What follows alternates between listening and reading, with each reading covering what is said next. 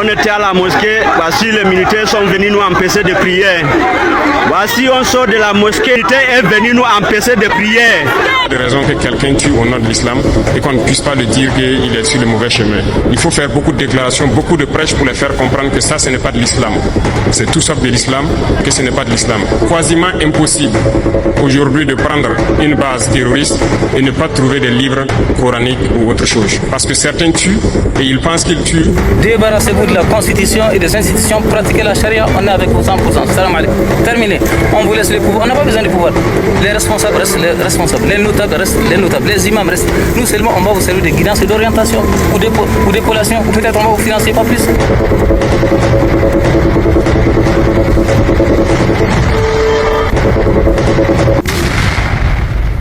C'est exactement ce qui s'est passé quand le capitaine Ibrahim Traoré, président du Burkina Faso, a ouvert la bouche pour parler du terrorisme en Afrique, pas avec des abstractions, pas avec des statistiques, avec la brutalité simple de quelqu'un qui a vu les bases terroristes de ses propres yeux.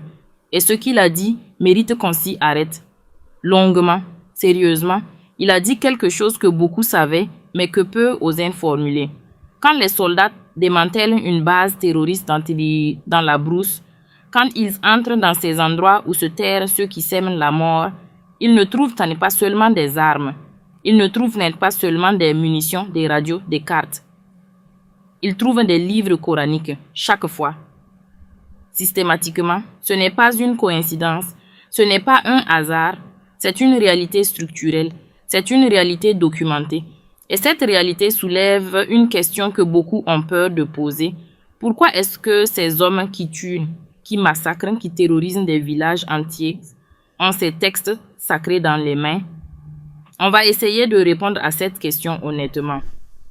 Pas pour attaquer une religion, pas pour stigmatiser des millions de croyances sincères, mais parce que la vérité, quand elle est enterrée trop longtemps, finit par empoisonner le sol tout entier. Et l'Afrique, notre continent, saigne depuis trop longtemps de blessures qu'on refuse de nommer correctement.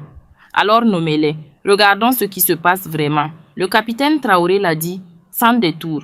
Sur les bases terroristes, il y a des hommes qui combattent parce qu'ils croient. Pas parce qu'on les a forcés à prendre une arme. Pas uniquement parce qu'on les a payés. Parce qu'on leur a convaincus au fond de leur être que c'est la volonté divine de tuer ceux qu'on leur a désignés comme des mécréants. Ce mot, mécréant, est au cœur de tout. C'est le mot qui permet de déshumaniser. C'est le mot qui transforme un voisin en cible. C'est le mot qui permet à un jeune homme de vider son chargeur sur une famille sans ressentir de culpabilité, parce qu'on lui a appris que cette famille-là ne mérite pas de vivre. Et qui lui enseigne ça? Des imams qui viennent de partout, qui s'enfoncent dans la brousse, qui organisent des prêches dans les lieux les plus reculés pour injecter cette idéologie dans les cerveaux de ceux qui vont ensuite porter les armes. Voilà la mécanique. Elle est simple, elle est brutale et elle fonctionne. Mais attendez, parce qu'il y a une chose encore plus troublante dans ce que Traoré a dit. Il a expliqué que ces chefs terroristes, ceux qui organisent tout, ceux qui donnent les ordres depuis des positions protégées, ces hommes-là ne croient pas vraiment à ce qu'ils prêchent. Eux, ils vivent autrement. L'adultère, l'alcool, la drogue, tout ce que l'islam rigoriste interdit, ils s'y adonnent en toute tranquillité. Parce qu'ils savent que la religion n'est que l'emballage, l'instrument de manipulation, le levier. Ce qu'ils font, c'est de la politique, c'est de la géopolitique, c'est du business. Ils sont tenus, financés, protégés, orientés par des puissances impérialistes qui ont tout intérêt à ce que l'Afrique reste déstabilisée, fragmentée, affaiblie, saignante, pendant que leurs propres familles sont en sécurité quelque part loin des champs de bataille. Ils envoient des garçons indoctrinés mourir pour rien dans la brousse au nom d'un Dieu qu'ils n'ont jamais vraiment servi. Voilà la réalité du terrain. Voilà ce que les soldats burkinabés voient quand ils démantèlent ces structures. Voilà ce que Traoré a voulu dire à son peuple et au monde. Et cette parole dérange. Elle dérange parce qu'elle pointe une responsabilité que beaucoup ne veulent pas assumer. Elle dérange parce qu'elle force à regarder non seulement les mains qui appuient sur la gâchette, mais aussi les esprits qui ont été formés à appuyer dessus. Et c'est là qu'on arrive au cœur de ce que je veux vous dire aujourd'hui. Parce que la question de l'endoctrinement, la question de la fabrique des terroristes, elle ne commence pas dans la brousse. Elle ne commence pas avec le recrutement d'un chef de groupe armé. Elle commence bien avant. Elle commence dans les écoles, dans les structures d'apprentissage religieux, dans les lieux où de très jeunes enfants reçoivent leur première représentation du monde. Et parmi ces lieux, il faut le dire clairement, figurent certaines écoles coraniques. Je sais que cette phrase va provoquer des réactions. Je sais qu'il y a des gens qui vont immédiatement monter les boucliers, crier à la calomnie, parler de généralisation abusive. Et je les entends. Je ne dis pas que toutes les écoles coraniques forment des terroristes. Je ne dis pas que tous les imams sont des manipulateurs. Ce serait faux et ce serait injuste. Mais il faut avoir le courage de poser la question que beaucoup esquivent. Est-ce que certains enseignements diffusés dans certaines de ces structures plantent des graines qui, dans des conditions particulières, dans des contextes de pauvreté, de frustration, d'absence de perspective, germent et deviennent des dispositions à la violence? Pensons à un enfant. Un enfant de 7, 8, 9 ans, on l'envoie dans une école coranique. C'est son environnement éducatif primaire. C'est là qu'il apprend à lire. C'est là qu'il acquiert ses premières valeurs. Et dans cet environnement, on lui enseigne, entre autres choses, la notion de djihad. On lui explique qu'il a le devoir de défendre sa religion, qu'il aura le devoir de combattre pour propager l'islam dans le monde. On lui dit que les non-croyants sont dans l'erreur et qu'il est de la responsabilité du bon musulman de les ramener à la vérité. Par la parole d'abord, disent certains, mais la porte reste entrouverte pour d'autres interprétations. Cet enfant grandit avec ça. Ces concepts s'installent dans sa tête. Ils deviennent sa façon normale de concevoir le monde, sa boussole morale, son identité. Le temps passe. L'enfant devient un adolescent, puis un jeune homme. Et là, la vie lui présente son visage le plus dur. Il est pauvre. Il n'a pas de travail. Il n'a pas de perspective. Son quartier ou son village n'offre aucun avenir visible. La frustration s'accumule. La dignité est blessée. Et dans ce contexte de vulnérabilité totale, quelqu'un arrive. Quelqu'un qui lui parle le langage qu'il connaît depuis l'enfance, qui utilise les mots qui résonnent dans les couches les plus profondes de son identité formée, qui lui dit « Viens, tu vas te battre au nom d'Allah, tu vas défendre la religion et tu vas être payé pour ça. » Est-ce que quelqu'un peut honnêtement dire que ce jeune homme, dans ces circonstances, a la capacité de résister? Il a passé toute son enfance à apprendre que c'est ça la voie. Et maintenant qu'on lui propose de la suivre concrètement, on s'étonne qu'il accepte. C'est une ligne de causalité. Elle n'est pas simple, elle n'est pas directe. Elle est conditionnée par 1000 autres facteurs. L'environnement familial, l'état des institutions, l'existence ou l'absence d'alternatives économiques, l'influence des pairs. Mais elle existe. Et tant qu'on refusera de la voir, on ne comprendra jamais vraiment ce qui se passe. On continuera à traiter les symptômes, les attaques, les victimes, les bases démontées, sans jamais toucher aux racines. Et les racines, personne n'aime en parler. Parce que parler des racines, ça implique de remettre en question des structures, des institutions, des pratiques qui ont des millions de défenseurs. Ça implique de dire des vérités qui font mal. Ça implique d'accepter une responsabilité collective que beaucoup préfèrent rejeter sur d'autres. Alors on fait semblant. On publie des communiqués. On dit « Ces terroristes ne représentent pas l'islam ». On se dédouane verbalement. Et on continue comme avant. Sauf que l'Afrique continue de brûler. Le Sahel continue de brûler. Des familles continuent d'être massacrées. Des villages continuent d'être vidés de leur population. Des femmes continuent d'être réduites en esclavage au nom d'une interprétation religieuse. Et pendant ce temps, les déclarations de façade s'accumulent sans jamais rien changer sur le terrain. Alors voilà ma question directe, la même question que beaucoup de gens se posent en silence. Si les terroristes ne sont vraiment pas des musulmans, si c'est vraiment une perversion totale et étrangère à l'islam, pourquoi les communautés musulmanes, pourquoi les guides religieux, pourquoi les imams ne s'organisent-ils pas massivement pour combattre cette perversion? Pas en parole, en acte, en reformant les curricula qui peuvent nourrir des interprétations radicales, en dénonçant nommément les prêcheurs qui diffusent des discours de haine, en collaborant activement avec les États et les armées pour identifier les recruteurs qui opèrent dans les mosquées et les écoles. Pourquoi ce silence? Pourquoi cette passivité? La réputation de votre religion est en jeu. L'avenir de votre communauté est en jeu. Et pourtant, l'action collective à la hauteur de l'enjeu n'est pas visible. Je ne veux accuser personne injustement. Il y a des imams courageux. Il y a des érudits musulmans qui risquent leur vie pour dénoncer le terrorisme. Il y a des croyants sincères qui souffrent autant que tout le monde de voir leur foi détournée. Je les respecte, mais la question ne porte pas sur les individus, elle porte sur les institutions, sur les structures, sur les systèmes d'enseignement. Et c'est là que le bilan est insuffisant, gravement insuffisant. Et quand on cherche à comprendre pourquoi, on revient toujours à la même tension fondamentale. L'islam, dans sa version la plus répandue, en Afrique sahélienne et subsaharienne, s'est construit historiquement avec une dimension missionnaire, expansive, universaliste. La propagation de la foi est une obligation religieuse, pas une option. Cette dimension-là, qui peut s'exprimer de façon totalement pacifique et constructive, contient néanmoins une fissure. Elle contient l'idée que le monde des incroyants est un monde à corriger. Et cette idée, dans les mains de manipulateurs politiques qui ont tout intérêt à déstabiliser des régions entières pour le compte d'intérêts impérialistes, devient une arme de destruction massive. Voilà ce que le capitaine Traoré a voulu dire. Et voilà ce que nous devons avoir le courage de comprendre vraiment. Parce que si on ne comprend pas ça, si on continue à traiter le terrorisme comme un phénomène importé de nulle part, détaché de tout contexte culturel et idéologique local, on ne trouvera jamais les bonnes solutions. On continuera à dépenser des milliards en armement, en opérations militaires, en formation de soldats. Tout ça est nécessaire, mais totalement insuffisant, sans jamais s'attaquer à la fabrique mentale qui produit les combattants. Et la fabrique mentale, elle tourne, chaque jour, dans des milliers d'endroits à travers le continent. C'est ça le vrai problème. Et il est temps d'en parler franchement. Maintenant, je veux aller plus loin.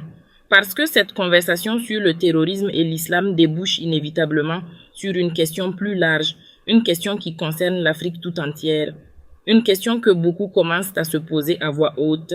Quel rôle jouent les religions importées, l'islam et le christianisme, dans le destin du continent africain? Et est-ce que les spiritualités ancestrales, celles que nos grands-parents pratiquaient avant l'arrivée des colonisateurs et des missionnaires, n'offrent pas un rapport au monde plus juste, plus équilibré, plus ancré dans notre réalité? C'est une question radicale. Je le sais, certains vont s'offusquer, mais je veux vous inviter à la considérer sérieusement, sans préjugés, avec l'intelligence et la liberté de penser que nous devons tous revendiquer comme Africains. Pensez à ce fait simple, troublant dans sa constance. Dans les régions du monde où l'islam est majoritaire, il y a presque toujours des conflits armés. Ce n'est pas une insulte, ce n'est pas une généralisation malveillante. C'est une observation géopolitique que n'importe qui peut vérifier en regardant une carte du monde. Le Mali, le Burkina Faso, le Niger, la Somalie, le Soudan, le Yémen, l'Afghanistan, la Libye, l'Irak, la Syrie. La liste est longue, la liste est douloureuse. Et dans tous ces endroits, le terrorisme se drape dans des justifications religieuses islamiques, même si, encore une fois, d'innombrables musulmans rejettent ces justifications. Pourquoi cette corrélation? Est-ce une coïncidence? Ou est-ce que quelque chose dans la structure même de cette religion, dans son rapport à la gouvernance, dans son rapport à la différence, dans sa conception du monde, crée des conditions favorables à l'instabilité quand les circonstances politiques et économiques sont défavorables? Ce sont des questions légitimes, des questions que des intellectuels sérieux, y compris des intellectuels musulmans, posent depuis des décennies. Et on n'y répond pas en traitant de racistes ou d'islamophobes ceux qui les formulent. On y répond en les prenant au sérieux, en les analysant honnêtement, en acceptant que la critique d'une religion ou d'une idéologie n'est pas la même chose que la haine des croyants. Comparons maintenant avec ce qui se passait sur notre continent avant les mosquées, avant les églises, avant les Bibles et les Corans apportés dans les bagages des colonisateurs. Avant tout ça, il y avait quelque chose de vivant, de profondément humain, de profondément africain. On l'appelle de différentes façons: animisme, religion traditionnelle africaine, spiritualité ancestrale. Les étrangers l'ont souvent caricaturé, les colonisateurs l'ont criminalisé, les missionnaires l'ont diabolisé. Mais regardons-le vraiment, regardons ce qu'il était, ce qu'il est encore, là où il survit. Dans nos traditions ancestrales, le rapport au divin est fondamentalement différent. Il n'y a pas un Dieu unique, lointain, transcendant, qui édicte des lois universelles valables pour toute l'humanité et qui exige qu'on les propage aux quatre coins de la terre. Il y a des forces, des énergies, des entités liées à nos territoires, à nos clans, à nos ancêtres, des esprits qui habitent les rivières, les forêts, les montagnes. Une communion avec le vivant dans toutes ses formes, un respect profond de l'équilibre et une éthique communautaire ancrée dans cette vision du monde. Et dans ce cadre-là, pensez-y sérieusement. Y a-t-il jamais eu quelque chose comme le terrorisme religieux? Est-ce que quelqu'un a déjà crié le nom d'un fétiche ou d'une divinité traditionnelle avant de massacrer des villageois? Est-ce qu'il y a des groupes armés qui prennent des otages et exigent des conversions à l'animisme sous peine de mort? Réfléchissez. La réponse est non. Non, parce que dans la logique des spiritualités ancestrales africaines, cette forme de violence religieuse expansive n'a pas de sens. Notre rapport au divin ne contient pas cette obligation de conquête. Notre rapport au divin ne hiérarchise pas l'humanité entre ceux qui ont la vérité et ceux qui sont dans l'erreur à corriger. Notre rapport au divin est enraciné dans un lieu, dans une communauté, dans des liens particuliers, pas dans une mission universaliste qui justifie de marcher sur les autres. Ça ne veut pas dire que nos sociétés traditionnelles étaient parfaites. Il y avait des conflits, il y avait des injustices, il y avait des pratiques que la conscience humaine universelle peut questionner.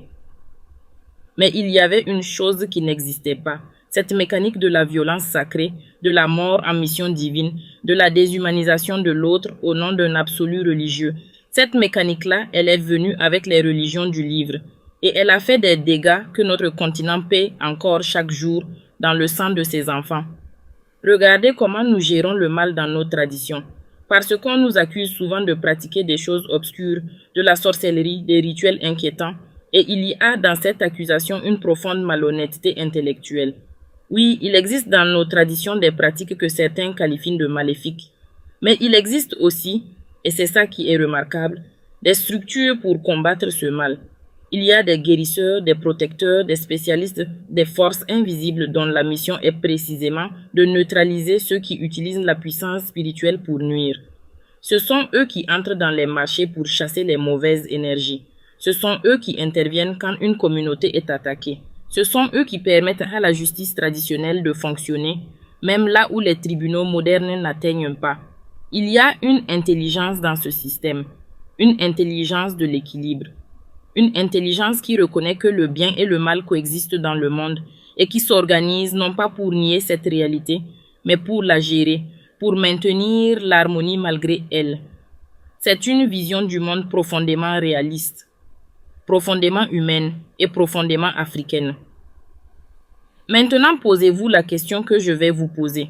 Quand l'islam ou le christianisme, les deux religions importées, identifient quelque chose comme malveillant dans leur propre rang, que font-elles? Combattent-elles ce mal avec la même organisation, la même détermination, la même efficacité que nos ancêtres combattaient la mauvaise sorcellerie? La réponse honnête est rarement, trop rarement. On voit des déclarations, on voit des condamnations verbales, on voit des communiqués, mais on ne voit pas de structure organisée, efficace, courageuse, pour neutraliser les prêcheurs de haine depuis l'intérieur.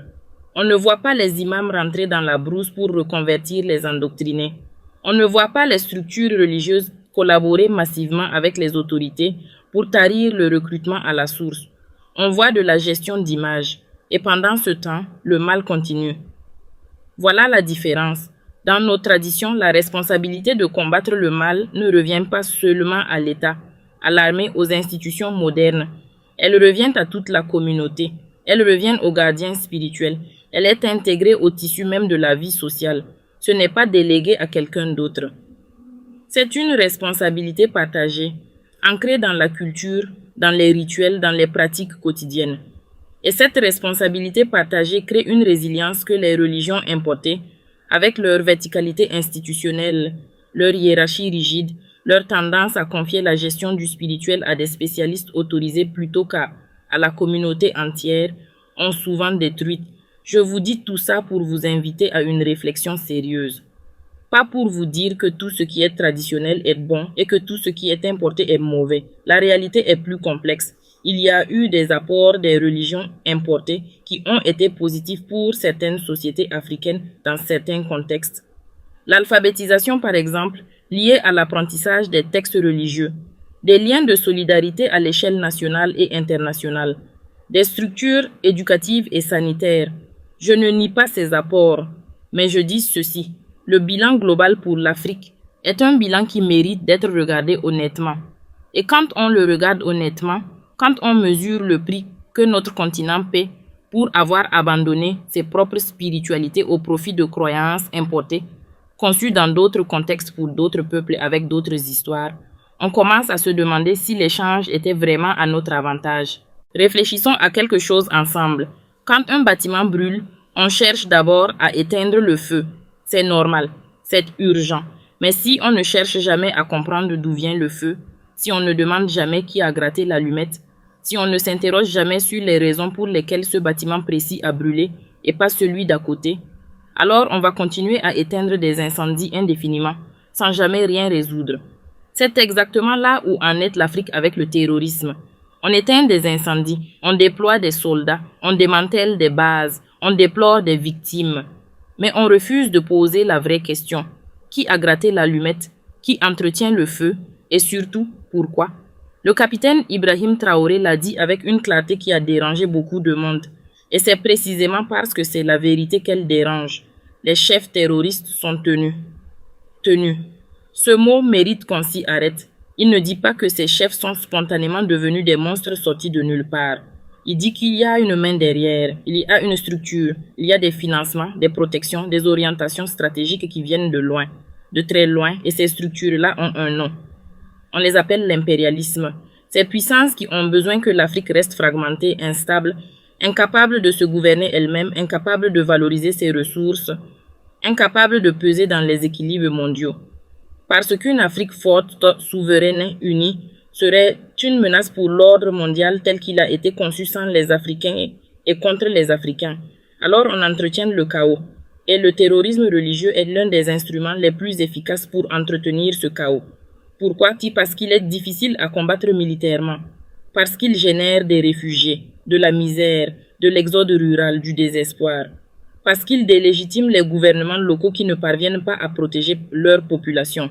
Parce qu'il crée les conditions pour des interventions extérieures, des bases militaires étrangères, des accords d'exploitation de ressources signés dans l'urgence, des dettes contractées pour acheter des armes. Parce qu'il divise les communautés le long de lignes ethniques et religieuses, rendant impossible toute coalition nationale solide. En un mot, le terrorisme est un outil de déstructuration.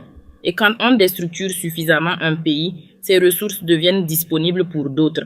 C'est ça, la réalité nue de ce qui se passe au Sahel. Ce n'est pas une théorie du complot. C'est une analyse géopolitique que des chercheurs sérieux, des officiers militaires, des chefs d'État africains courageux formulent de plus en plus ouvertement. Le Burkina Faso, le Mali, le Niger, 3 pays parmi les plus pauvres du monde, mais assis sur des ressources naturelles considérables. Or, qui extrait ces ressources? Qui signe les contrats? Qui bénéficie du sous-sol africain pendant que les populations locales survivent dans la misère et la peur? Posez-vous cette question. Suivez l'argent. Et vous comprendrez pourquoi la stabilité de ces pays n'est pas dans l'intérêt de certaines puissances. Maintenant, comment le terrorisme religieux s'intègre-t-il dans cette équation? Comment passe-t-on des intérêts géopolitiques de grandes puissances à des hommes qui récitent des sourates avant de massacrer des villages? La chaîne de transmission existe. Elle est documentée. Elle fonctionne ainsi. Les puissances impérialistes financent, directement ou indirectement, via des États intermédiaires, des structures idéologiques radicales. Ces structures créent des instituts, financent des écoles, envoient des prédicateurs. Ces prédicateurs diffusent une vision de l'islam particulière, une vision rigoriste, exclusiviste, fondamentaliste, dans des communautés pauvres, en quête de sens, fragilisées par des décennies de mal-développement. Cette vision crée un terrain fertile pour le recrutement. Les recruteurs arrivent ensuite avec des arguments qui résonnent chez des jeunes sans avenir. Et voilà comment on transforme la pauvreté en violence et la violence en instabilité permanente. C'est un système sophistiqué. Ce n'est pas improvisé. Ce n'est pas le fruit du hasard. Derrière la simplicité apparente d'un jeune garçon qui prend les armes au nom de sa religion, il y a des années de travail idéologique, des millions de dollars de financement, des réseaux de recrutement organisés, Et quelque part en bout de chaîne, des intérêts économiques et stratégiques très précis qui ont besoin de ce chaos pour prospérer. Et maintenant, la question qui tue, où sont les grandes organisations islamiques internationales dans tout ça? Où est l'Organisation de la coopération islamique face au financement du terrorisme par certains de ses membres? Où sont les pétromonarchies du Golfe qui inondent l'Afrique subsaharienne de pétrodollars pour financer des mosquées, des méderzas, des prédicateurs salafistes, tout en déclarant officiellement combattre l'extrémisme? On ne peut pas construire des centaines d'écoles dans le Sahel où l'on enseigne que les non-musulmans sont des sous-humains et ensuite se déclarer choqués quand certains de ces élèves deviennent des terroristes. L'hypocrisie a des limites, et ces limites, on les voit dans le sang versé sur notre continent. Je veux être précis ici, parce que la précision est nécessaire pour éviter les malentendus. Toutes les écoles financées par les pays du Golfe ne sont pas des fabriques à terroristes. Tous les prédicateurs formés à l'étranger ne sont pas des agents de déstabilisation. Il existe des courants islamiques réformistes, ouverts, tolérants, qui ont fait un travail remarquable dans certaines communautés africaines. Il faut leur rendre justice. Mais il existe aussi, et c'est documenté, c'est vérifié, c'est factuel, des structures de financement qui ont délibérément promu une vision de l'islam incompatible avec le pluralisme, la démocratie, les droits des femmes, la coexistence pacifique entre communautés. Et ces structures ont prospéré en Afrique. Elles ont travaillé et leurs fruits, on les récolte aujourd'hui dans les charniers du Sahel. La question n'est pas de savoir si c'est confortable d'en parler. La question est de savoir si on a le courage de regarder la réalité en face pour pouvoir la changer. Et la réalité, c'est que le terrorisme religieux en Afrique ne peut pas être compris sans comprendre qui le finance, qui l'idéologise et qui profite du chaos qu'il génère. Maintenant, parlons d'une autre dimension de ce problème que l'on n'aborde jamais assez. La dimension psychologique, la dimension intime, ce qui se passe dans la tête d'un jeune Africain ordinaire confronté à deux systèmes de valeurs, celui de sa communauté d'origine et celui qu'on lui propose à travers le prisme d'une religion importée dont il reçoit une version radicalisée. Imaginez ce jeune homme. Il vient d'une famille modeste. Peut-être que son père travaille au champ. Peut-être que sa mère vend au marché. Il grandit dans une communauté qui a encore des liens avec les traditions ancestrales, des rituels, des croyances, des façons de faire que ses grands-parents pratiquent. Et puis arrive dans sa vie une influence nouvelle, puissante, bien financée qui lui dit « Tout ce que tu as appris est faux. Tout ce que ta famille pratique est de la sorcellerie. Les croyances de tes ancêtres sont du paganisme qui t'empêchera d'aller au paradis. Coupe ces liens, rejette ces pratiques, rejoins-nous dans la vérité. » Ce message-là, il est dévastateur. Pas seulement parce qu'il brise des liens familiaux, pas seulement parce qu'il détruit des patrimoines culturels irremplaçables. Il est dévastateur parce qu'il coupe le jeune homme de ses racines sans lui en donner de nouvelles qui tiennent vraiment. Il lui offre une identité de substitution. L'appartenance à la communauté des croyants, à l'Oumma, à quelque chose de plus grand que lui, de plus grand que son village, de plus grand que son ethnie ou sa nation. Et cette identité de substitution est séduisante. Elle comble un vide. Elle répond à un besoin profond d'appartenance, de sens, de dignité, surtout quand le monde réel offre si peu de ces choses. Mais cette identité de substitution a un prix. Elle exige la rupture. Elle exige l'allégeance totale. Elle exige que tu regardes les autres, tes voisins non musulmans, les pratiquants des religions traditionnelles, les chrétiens du village d'à côté, non plus comme des membres de ta communauté humaine, mais comme des êtres déficients, en erreur, menaçants. Et une fois que tu regardes les autres comme ça, le pas vers la violence devient moins grand. Parce qu'on ne tue pas facilement quelqu'un qu'on considère comme son frère, mais quelqu'un qu'on vous a appris à mépriser, à craindre, à voir comme un obstacle à la volonté divine, celui-là, avec suffisamment de pression, avec la bonne promesse, avec le bon argument théologique, on peut le tuer. C'est la psychologie de l'endoctrinement, et elle fonctionne partout dans le monde. Elle a fonctionné dans les génocides, elle fonctionne dans les guerres ethniques, elle fonctionne dans le terrorisme religieux. À chaque fois, le mécanisme est le même. Déshumaniser d'abord, violenter ensuite. Et la déshumanisation commence toujours par des mots, par des concepts, par des catégories, mécréants infidèles, traîtres ennemis de Dieu, qui retirent à l'autre son humanité avant même qu'on lui retire la vie. Et ces mots-là, où est-ce qu'on les apprend? Dans les livres, dans les prêches, dans les classes, dans les espaces d'éducation religieuse où on forme les esprits jeunes. C'est pourquoi la question de ce qu'on enseigne dans les écoles, toutes les écoles, y compris les écoles religieuses, est une question de sécurité nationale. C'est pourquoi des présidents comme Traoré ne peuvent plus rester silencieux face à des contenus qui préparent le terrain à la violence. C'est pourquoi les États africains ont non seulement le droit mais le devoir de réguler l'enseignement religieux sur leur territoire, non pour écraser la liberté de croyance, mais pour protéger leurs citoyens contre les idéologies qui les transforment en armes. Et là, certains vont dire, mais ça, c'est de l'islamophobie déguisée. C'est une attaque contre la liberté religieuse. Non, la liberté religieuse ne comprend pas le droit d'enseigner la haine. La liberté religieuse ne comprend pas le droit de former des enfants à considérer leurs voisins comme des cibles légitimes. La liberté religieuse a des limites, et ces limites sont exactement là où elles commencent à menacer la vie et la dignité d'autres personnes. Cette ligne existe dans tous les pays qui se respectent. Elle doit exister en Afrique aussi, et faire respecter cette ligne n'est pas de l'islamophobie, c'est de la gouvernance responsable.